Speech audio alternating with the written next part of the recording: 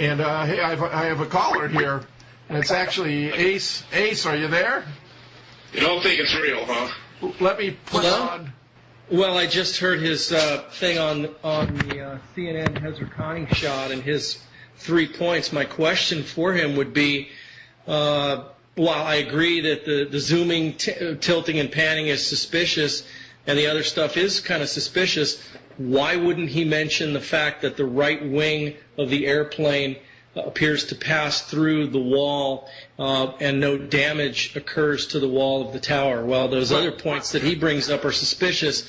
The damage problem is absolute proof. Yeah. That's interesting. Is Ace Baker calling from heaven? Because I thought he committed suicide on your show.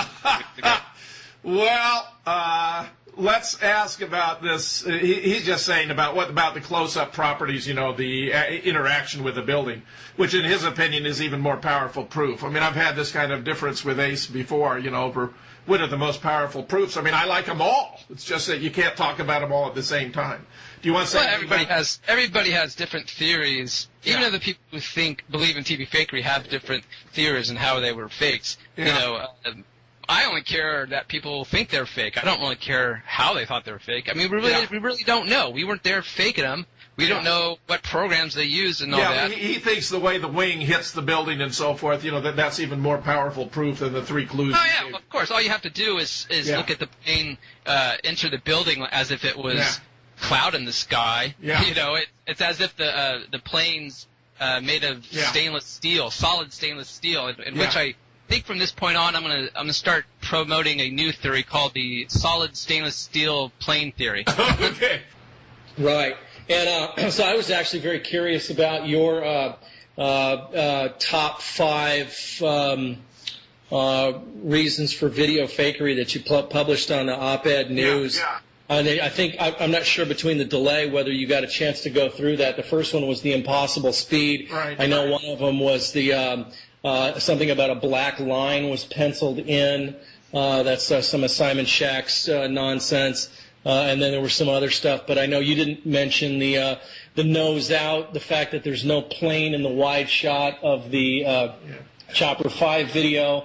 You didn't mention those magically healing columns in the Hezar Conning video. Yeah. You didn't mention the fact that there's no wake vortex present in But Ace, I've talked about those on the air and in other places. You just can't say everything at the same time. I had an earlier piece talking about the nose out and the fade to black that was a press release from scholars entitled something like Mounting Evidence of Video Fakery on 9/11. You can find it there in the press releases. You can find it also on op-ed news. And I think it's a little bit much for you to fault me for not talking about the arguments that you prefer just because I'm talking about other arguments. It doesn't mean I'm neglecting yours. Well, no, it's not. It's look, it's not about me because they're mine. Some of those are in fact arguments that I developed. Some of them are arguments that predated my research on this. But it's really a matter of figuring out which are the ones that actually prove the case and which are the ones that don't. Yeah, but you got to understand, Ace. You and I and anyone else may have different views about which are the most powerful arguments. Okay. Now, if I've studied logic, critical thinking, and scientific reasoning for 35 years, presumably, if I offer a list of arguments, it's because I think they're pretty good arguments. It's not because I think they're the only arguments, and it's not because I don't accept that other people may think some others are better. But for you to pull the stunt you pulled on me because of things like this is outrageous. Well, okay? Look, and I'm not happy about it, Ace. Well, I'm not happy either, Jim. And and if you were unhappy about the stunt on radio, you'll probably really be unhappy when it is at the end of my movie. But look, I'm not happy about your friend Killtown who deletes all the research off of his forum just because it doesn't fit his disinformation model. You remind me. You're an awful lot like Judy Wood. I did more to promote Judy Wood than anyone else on the face of the earth. I did more to promote your research than anyone else on the face of the earth. And if you want to turn out to be a goddamn backstabber, that's your business, Ace. But don't come on my snow and start acting like a sniveling little shit, or I'm going to have to hang up on you, as I'm going to do right now. Kiltan, I can't believe this guy came on and started acting like, I just can't bend low enough or fast enough to accept his arguments. I think it's ridiculous. Here I promoted his work more than anyone else, just as I promoted Judy Wood's work more than anybody else. And I find this really kind of behavior juvenile and immature and self-defeating. Didn't you learn the first time when you faked a suicide on your show? I know, how dumb am I, right? How dumb am I? Like that. But hey, let's just off from this point. Ace Baker supposedly killed himself on your show. Let's just treat him as dead and forget about him. He's been subjected to a miraculous resurrection. But the point is, I still like his work, and it's just to me extremely offensive that he's going to attack me, who has done more to promote him than anyone else on the face of the earth, because I can't bow fast enough or deep enough, or how juvenile and self-serving can you get? This is extreme immaturity. Let's call him Jesus. And now he's telling me how he's going to trash me at the end of his film. Well, big goddamn deal. Big goddamn deal. I'm gonna start calling him Jesus Baker. Unless he thinks he's Jesus or something. Well, it makes me wonder if I'll ever take a call from him again, if he's going to pull this kind of shit. Well, I'm surprised you took a call from him in the first place. Ace Baker should just make a movie that's nothing but images of Ace Baker. This guy is so absorbed. He's so absorbed with himself. That he's insulting me when I have done more to advance his cause and treated him with more respect than anyone else in the world is outrageous.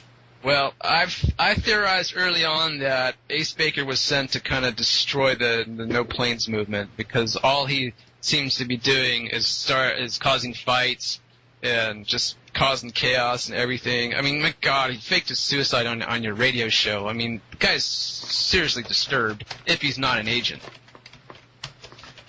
So that's why, in my mind, he's dead, and I have nothing to say or do or talk about him. I would never talk to him or nothing, because in my mind and eyes, he's dead. That's really disappointing, I mean, I thought even, that he would call in meant that he was going to act like a decent human being, but obviously that was asking too much. He's probably going to be another one of these people who try to follow me around everywhere, trying to discredit me and stuff and character assassinate me. You think he'll try to follow you around? Yeah, I'm sure he would. He's always trying to character assassinate me everywhere he goes. So all the people that hang around this forum are some of the mature no-planers out there. Yeah. Not all these kook like Ace Baker and stuff. Well, I used to be sympathetic to his complaints about being booted from these forums, but when he acts like this, when I even let him come on the air again, which is, God forbid I should do such a stupid thing, and then he acts like this all over again, I can see why he got booted. That's ridiculous, Killtown.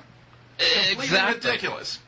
Well, he's narcissistic, and he's paranoid, and he's so self-absorbed, and he has no capacity whatsoever to empathize with other people and why they might see things just the least bit differently than he does. And if they see things the least bit differently than he does, then they must be disinfo or ops or something else, some horrible thing.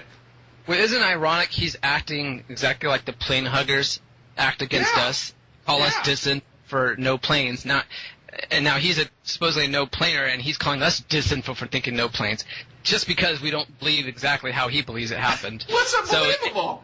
And just because I haven't gotten around to the last detail of his last argument, doesn't mean that I don't basically endorse his work.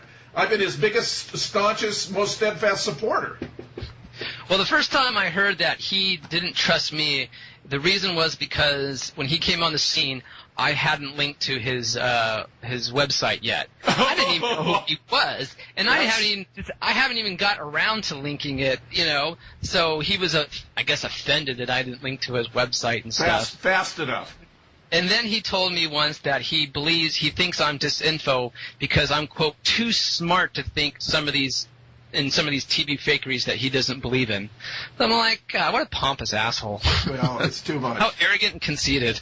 Well, KT, I want to thank you for coming on the show. We'll have to do it again. I think you're doing really good work, and I want to recommend everyone to go to killtown.blogspot.com.